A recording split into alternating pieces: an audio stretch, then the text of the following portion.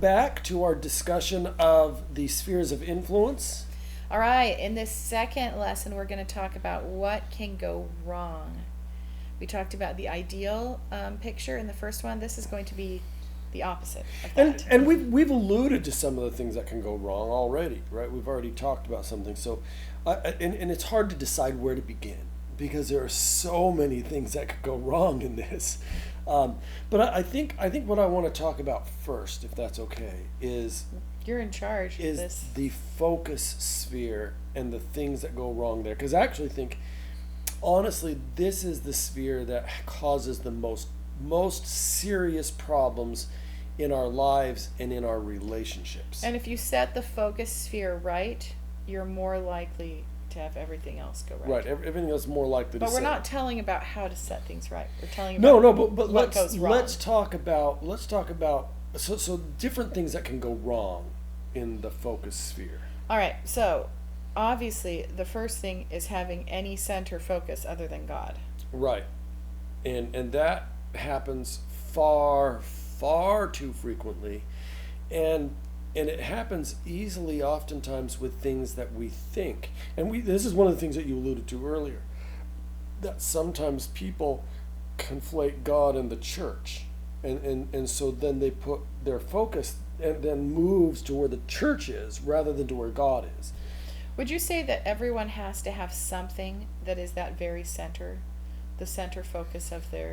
Oh, everybody has a center focus. In fact, I was listening to, I don't know who that was. Somebody yesterday was talking, and they said something that was very fascinating to me. He said, we are, naturally, we worship. That's what we do. Mankind naturally worships. And so if we're not worshiping God, we will worship something else. I guess that's the point I was trying to make, is that there's going to be a God center of your focus.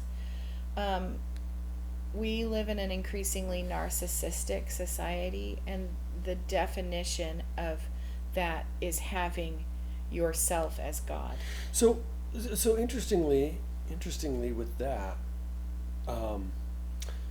oftentimes, so remember we said that you can't have more than 3 people in the focus, but you can have less than 3 people in the focus.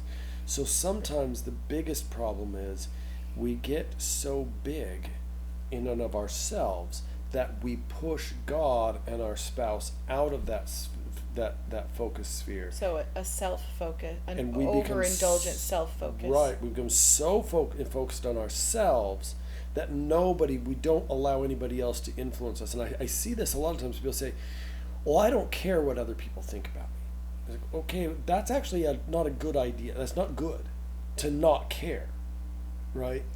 If you're so self-centered that all that matters to you is what you think, that's a big problem. It's kind of ironic, isn't it? Because I feel like the message that we're told is you need to take better care of yourself. There's a lot of discourse around the idea of self-care and how we're helping people that we try to, I'm sorry, I'm kind of mumbling. We tend to talk as if people have mental health problems because they don't have enough focus on themselves, that they need better self-care, they need better mental health care, they need better all of these things. And the irony is that too large of a focus on self is what causes all of these mental health problems. And self-care, not all mental health problems are caused by this. I don't want to act as if there's no legitimate mental health problems that can't be cured by just being unselfish. No, but it is true. And you think about our society, and you think a few years ago there was a conference talk where they talked about the different magazines, and the magazines that used to be popular that everybody read were The Family and Lifetime, Newsweek, and it has become now Self. And I'm trying to think of the other ones. There's a bunch of them that are all even the names of the magazines are self-centered, and that's kind of indicative of what's happened in our society. Also, divorce happens because people say, well, I'm not happy. It's like, okay, but that should have nothing to do with your marriage and divorce, whether you're happy or not. And yet it's so self-centered, our society has become so self-centered that we don't care about the covenants and the promises and the things that we're making because they don't make us feel personally happy. But yourself, you can have the opposite problem too, and you can push yourself out of your focus sphere, and you can make yourself a martyr of unselfishness and think all I need to do is to do what my spouse wants me to do, or whatever I've set up as my God. Right. So oftentimes, okay. So the first problem with the focus circle is that we get our focus off of God Himself, and then whatever the other focus ends up being, whether that ends up being ourselves, whether that ends up being the church, whether that ends up being my work, whether whatever it is. Acquisition of wealth, status. Right. So whatever it is that we start worshiping, that throws the entire thing off, and that's the worst thing that we can do. That is the worst problem that you can have with a sphere of influence, is to have the wrong center. Then another problem is having yourself as the center. Right? That's actually a little bit different, because it doesn't necessarily mean that you've pushed that you've moved your whole sphere to a different focus or a different center. But what it means is you've allowed yourself to become so big that you've pushed God out and you've pushed your spouse out of that circle. Mm-hmm. Right? So that's a second big problem that you can have with the focus circle. Third problem that you can have with the focus circle is allowing things and people to enter the focus circle that don't belong there. And the most common is children. Children so often become the focus of a relationship that God and your spouse and even yourself get pushed out, so that your children become the focus and you're focused solely on them. And oftentimes I hear people say, my children are my life. And I think, as soon as you say that, I know that you're in trouble. That is not the way God meant it to be. It is not a healthy way to be. This is when you read a lot of C.S. Lewis, you'll see this recurring figure, especially in his philosophical and mm-hmm. religious works, of kind of the mother love figure that's a disordered mother love that is smothering and overwhelming, and you kind of see that. There's also that famous quote about how she lives for others. You can tell the others by their hunted expressions. Yeah. It's also yes. C.S. Lewis one. So that's the same thing, right? Right. When you put somebody who shouldn't be in that focus mm-hmm. sphere in the center, it's you often create a really unhealthy relationship with them. We might call it a codependent relationship. It could be a smothering relationship. Well, think about whatever the relationship is. It's not just that a parent-child relationship it isn't the best one to be focused on, but when it becomes the focus, it becomes diseased and disordered. It does, and actually it's really interesting, because if you think about within the church, within the Christian church, oftentimes when children become the focus, they lose sight of God as their center, because their parents put them in the center rather than God in the center. And so they grow up, even though the parents go to church every week, they're very active, they encourage their kids to go to church, they think they're putting God in the center for their children, but they're not. They're putting their children in the center, and oftentimes those children go astray because they were never given the proper focus. Because what a parent should be doing is teaching their children through example what the ideal focus is in their lives. And if you're not focused on God, yourself, and spouse, then your children are not going to grow up building a strong testimony and relationship with God. because they've been told their whole lives that they're the most important. And so you're, as a parent, pushing God out of your children's focus, not only out of your own. Yeah, that's a really good point. So it's very dangerous. Okay, so within the focus, those are the three main problems. Moving the focus so that it's on somebody else, which is the worst, because that takes your whole spheres of influence and puts them all out of focus, every part of it. The next Putting the wrong thing in the center. The next thing would be putting the wrong thing in the center, or the thing after that would be allowing one of the three central things to become so big that it pushes the other two out. And that can happen with God too. And people, believe it or not, you can. And I'll give you a couple of examples of that in literature. In the book, what's the one where the boy is the silversmith in the Revolutionary War? Johnny Tremaine. In Johnny Tremaine, the father of the family that he's apprenticing to, right? He puts God so much a focus that he actually no longer focuses on his wife, no longer focuses on his own self, but he's so caught up in the scriptures and God that he even stops working. Yeah, so it leads him to neglect his family. Yeah.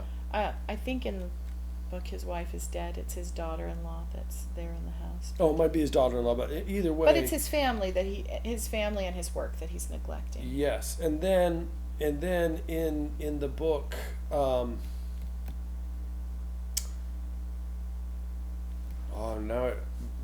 it's Charles Dickens. In one of his books, there's the mother who is so focused on service. Oh yeah. Is that in Bleak House? Bleak House, thank you. Yes, it's in Bleak House. Yeah. She's so focused on service and her missionary efforts that her husband is completely neglected. Her own personal life is completely neglected. And all of her children are really neglected. As a result, everything in her life is neglected because she's allowed God to become so big within that sphere that there's no room for anything else. God doesn't want us to do that.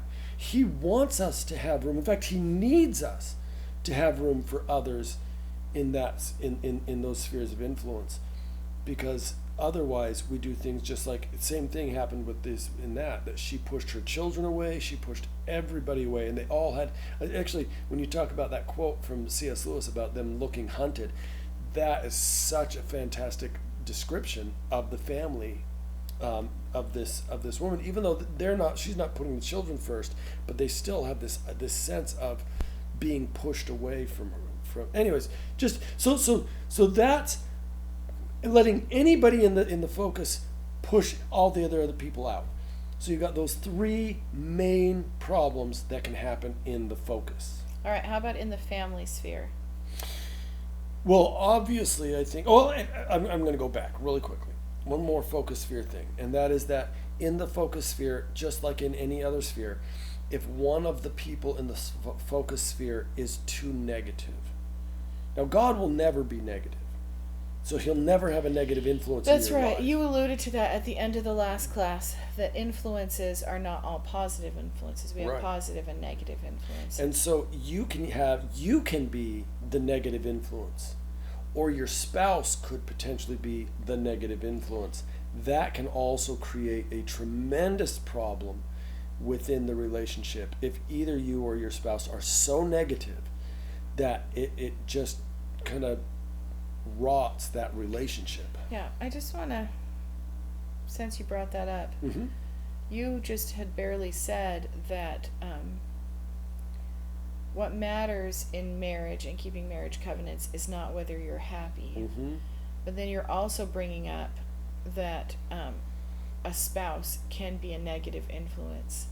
So I think I just want to kind of put a pin in that, and we'll come back to it when we're just talking recognize fixing, but remember that those two things kind of seem contradictory, and we're going to come back around to that in the We're next going to class. talk about in the next class how to fix these problems, potentially some different ways that you can go about fixing these problems. And and I work with clients a lot who have a negative spouse, that has a spouse that has a very negative influence, and it is tremendously.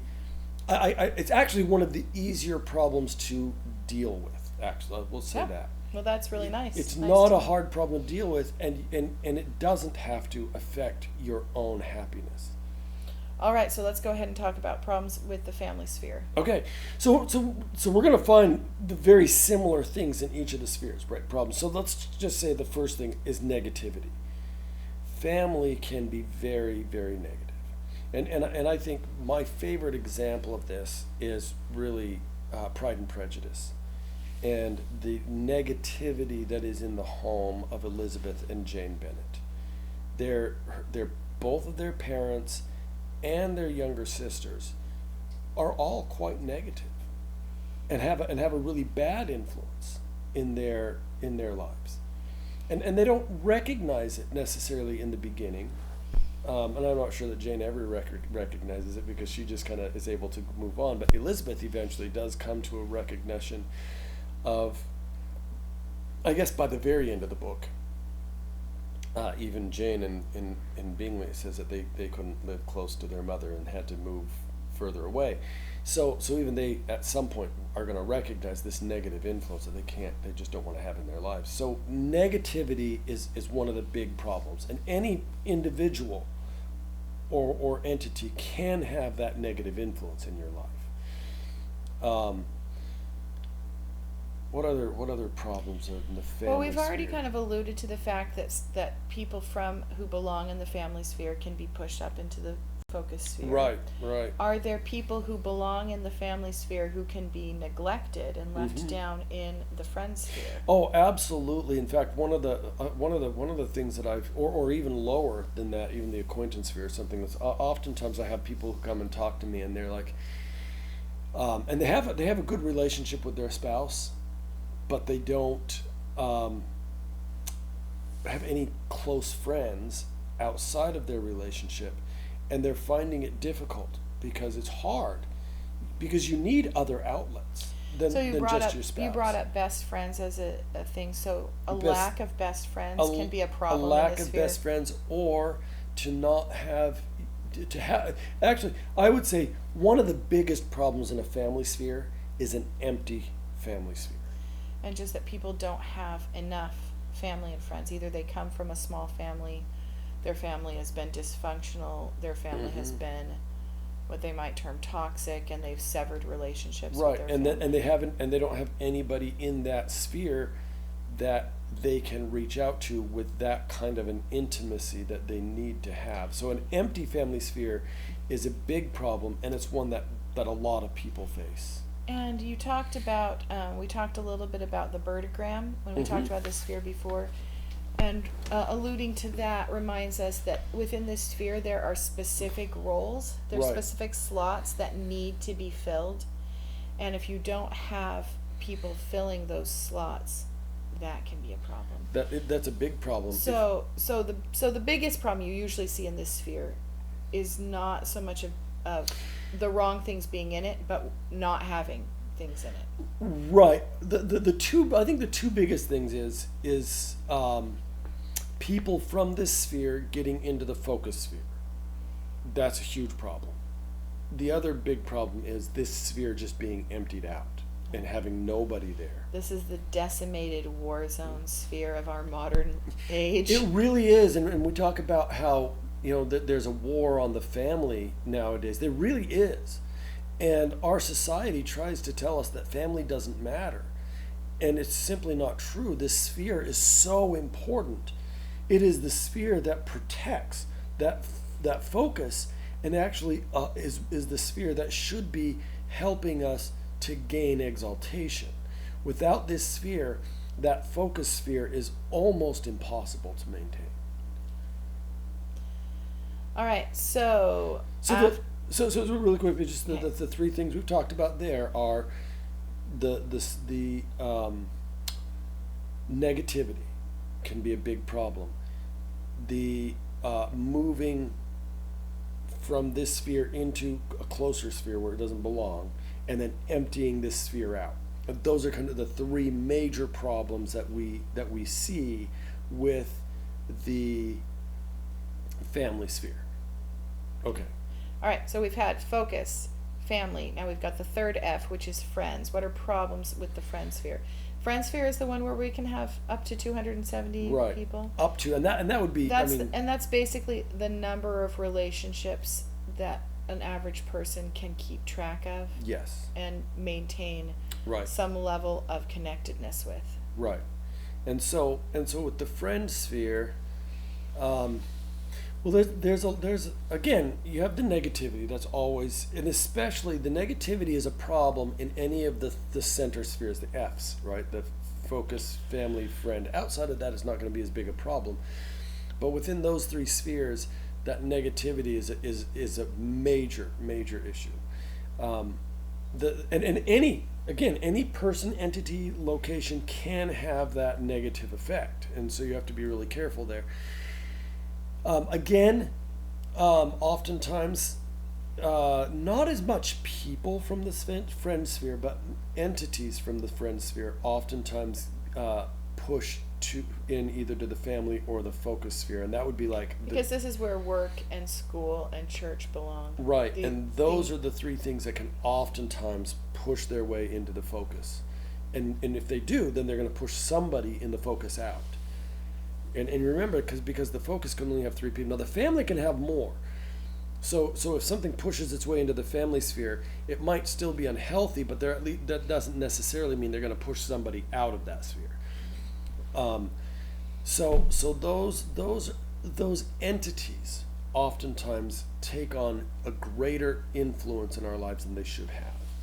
So that's another problem. And then the third problem is the same as the family problem. Is that oftentimes we find that our friend sphere is getting emptied out, and that we have an empty space there.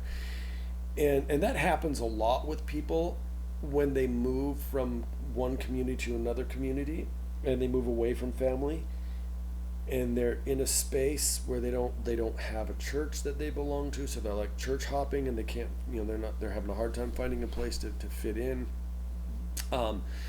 Oftentimes their work is something that they just they're not very excited about, and so it kind of moves out of the friend sphere. Their work is not friendly, or it could just be a negative influence, but oftentimes it's just not fun, and it's not something they care for, and so it kind of moves out of that friend sphere and into the acquaintance sphere. And again, they don't have. And when that happens, your work starts feeling more like a drudgery. Yeah, and it's a burden, and it's really rough. So you get the friend sphere. You've got really the same problems as the family sphere, in that although it doesn't tend to be people as much as entities that tend to be the bigger problem in the friend sphere in terms of movement. Yeah. The number of people you have in there, you don't want it too empty, but you're going to max out, and that max is going to be different for different people. Yes, and the number of people that you can comfortably maintain relationships with can move from feeling like this is an enriching part of my life to feeling completely overwhelming. Yeah, this is and remember, this is a finite circle.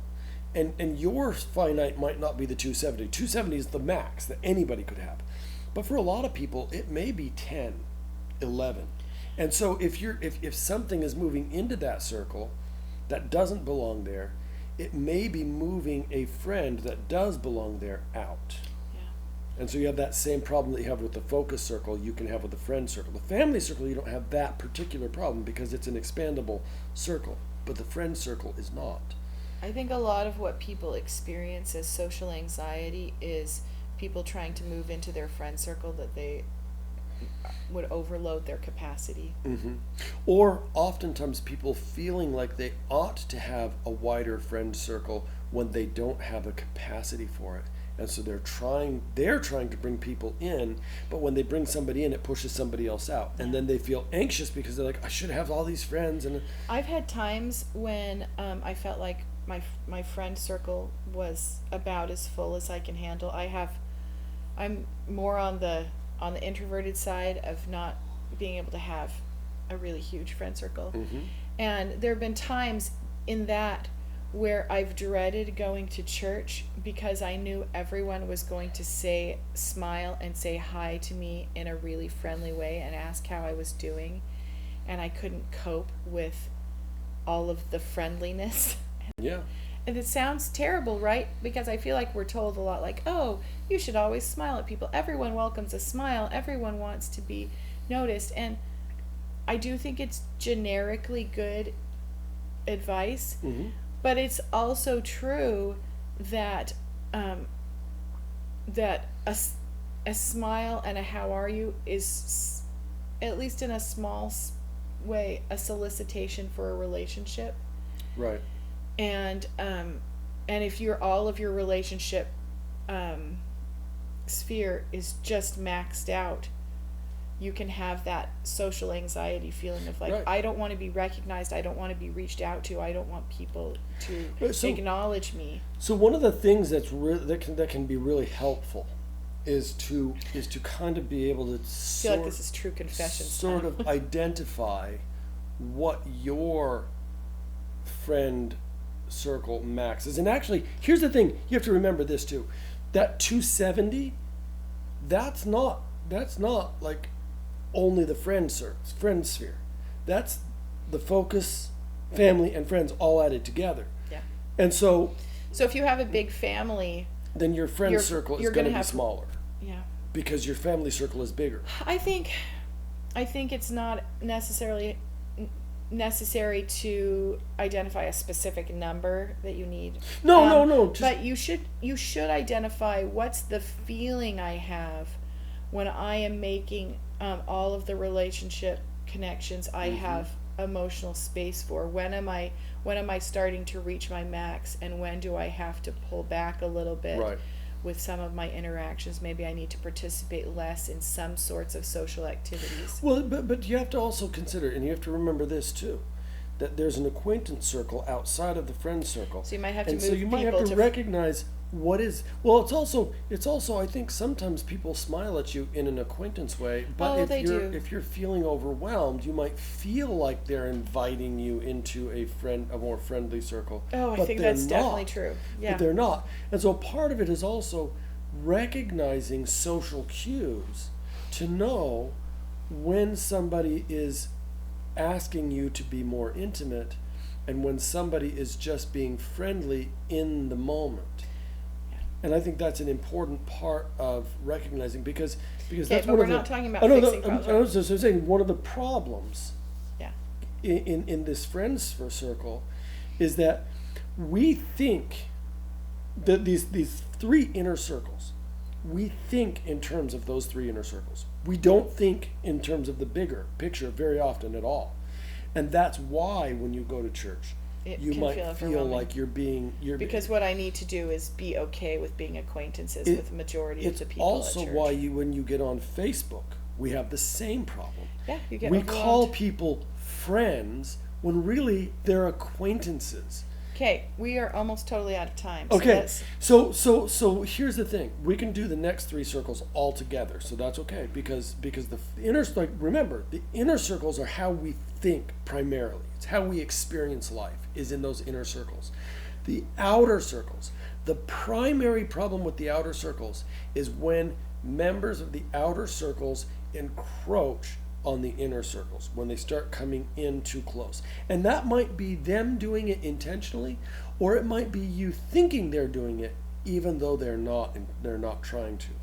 yeah. It could be either one, because remember, these are how people are influencing you, not how they feel like they're influencing you. It's how they are influencing you. Yeah. So that's the primary problem that we have with this, and we see this in the greatest amount in social media.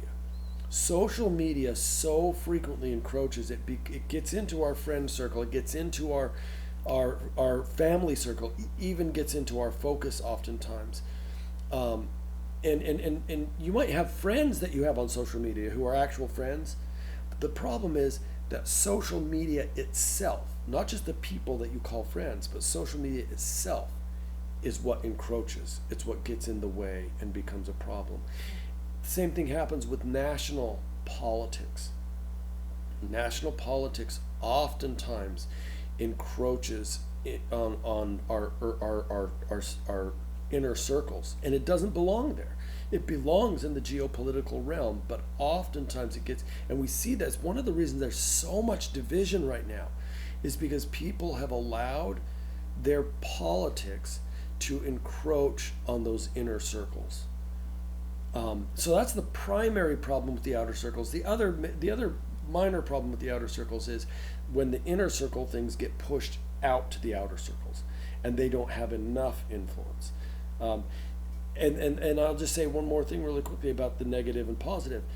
Negative influences at the acquaintance, community, and geopolitical levels should not be a problem. If something is becoming a problem that because of a negative influence, and you think it's an acquaintance, community, or geopolitical, it means that it's moved too close to you. It's become a friend. It's become a family or a focus in your life. And so if you're starting to feel a lot of negative influence from something that belongs in an outer circle, it means it's moved too close. Because negativity at those levels should not actually be a problem for you. Okay.